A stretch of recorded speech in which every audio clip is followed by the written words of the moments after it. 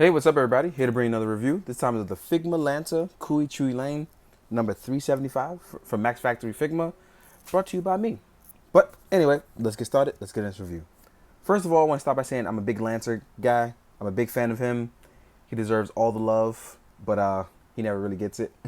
So I'm really glad that we finally got this Figma. I've waited a long time for it, and considering how I have a love-hate relationship with them, they totally knocked it out the ballpark with him, and we're gonna get started on that and why right now.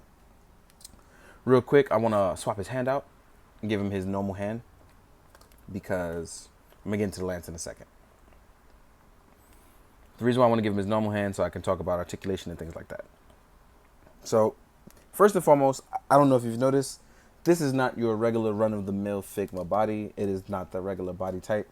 It is something new for them that they've slowly been progressing on since I've noticed with Link and a few others like Guyver 2 and Guyver 3.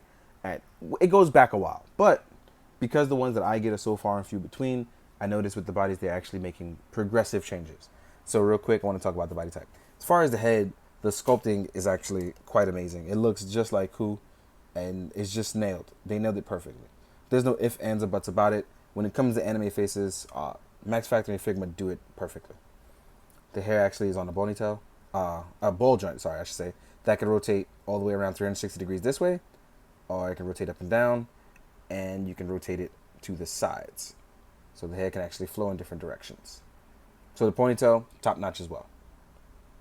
Then we're going to talk about the shoulder pads. Shoulder pads are actually attached to the arm, and they're using the ones, like I said, the link ball joints that you also see on Genji as well, which are double jointed and rotate up and down and have a bicep swivel, which is really cool. There's even a ball joint for the armor plating at top. So you can see here that it rotates, and it can also sit flush very well. So when you want to hide those joints, voila, just like that. As far as ab crunch goes, Ku can actually ab crunch very, very far down, as you can see here. And even with the legs up, lots more extension. The legs can actually rotate all the way out as well too, and go all the way back and forward. So Ku has a great range of articulation, as you can see here. And I love it because when it comes to the fate stuff, I want to be able to do a little more and not look so gappy. And they've nailed it here with him. Because even the neck articulation, up and down, left and right, it's all there. So I've slowly but surely been, my love-hate coming just to be an all-love relationship. I really wish I would have gotten a second one of him. It's absolutely stunning. The legs are double jointed as well. The legs can rotate out. And there's a ball joint for the legs, as well as toe pivot. Ku is actually, by far, at least to me, one of the far most superior in terms of articulation that doesn't look gappy since the archetype in a long time. Ku is absolutely wonderful. He's even a little bit taller than what you would see in a normal Figma, which is really dope. So I'm going to leave him like this for a second. We're going to talk about his spear, Gale Bouge. And as you can see here, I released that from the back. I'm going to take off the hand joint for holding it. I want to start by saying, like I said, I'm a big Lancer guy. I'm a big Lancer fan. So the fact that we got this immaculate red spear, it's really nice. It's pointy at the tip. You don't have all the major details, but for the most part, all the detail is here on his spear, and it's really cool. One thing I forgot to talk about with the bicep swivel is that the arms are on a single joint, so they go up about this far. They are not double jointed, but you still get a very nice rotation on them, which is very nice. Now, as far as faceplates and what he comes with, outside of his extra hands and the faceplates, Ku doesn't come with much because he's a servant, but his faceplates are very, very nice. These expressive faceplates are just amazing. I love them. Like I said, when it comes to anime faces, I don't think anyone is going to beat Max Factory for anime faces because they pretty much nail it. Especially for the animation type that is Type Moon and the Fate stuff. They do very, very well with that. So those are the three heads that you get with him. And then as far as hands, I'm going to pop these all on so you can see what's going on. What you do get is you get two hands for holding the spear normally. You get hands for holding the spear if you were trying to in a fighting stance. You get a hand for holding the spear when he has it behind his back. One for holding it normally when he's in a relaxed pose. And you actually get two open palm hands. Not one, but two. I had one fall off. So you actually get 10 of these. Then you also get a Figma stand and a Figma extra hand joint, which is not pictured, but still, you see it. So overall, I am beyond happy with Ku. I should just call him Lancer from now on. Considering there's different versions, though, I should call him Ku. I'm very happy with this. Came out really nice.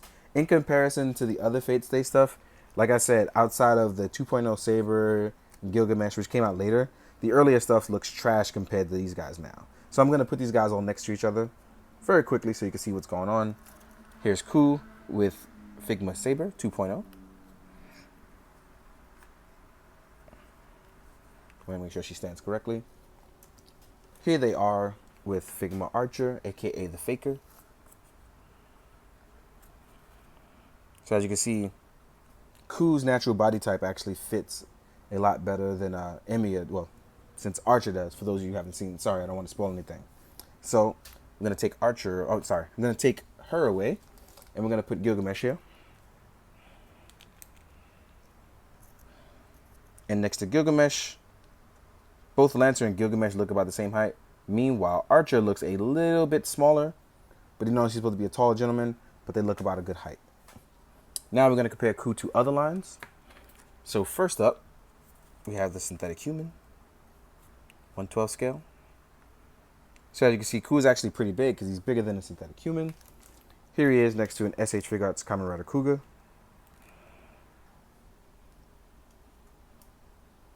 So he is pretty tall. Next up, we're going to compare him to a Marvel Legends Kane, the Scarlet Spider 2.01. So he's actually pretty much closer to a Marvel Legend than anything else right now. 1,000 Toys Killy. And considering Figma considers themselves non-scale, this actually works out pretty okay. Here he is next to a Mezco Captain America. So let's get that comparison out. So yeah, he's actually much closer to the 6-inch scale than anything else now. I think I've covered just about all the bases of what he can be with. Yep, just about. So Ku is wonderful and lovely. I enjoy him very much. But if you're not a Fate guy, you just like the aesthetic of him, it's definitely worth having. If you're not a Fate fan and you don't like Ku, obviously don't buy him. Yeah, right? In the meantime, guys, hope you found this informative. I hope you enjoyed it. Most of all, I hope you do good, be good, drink your water. Later.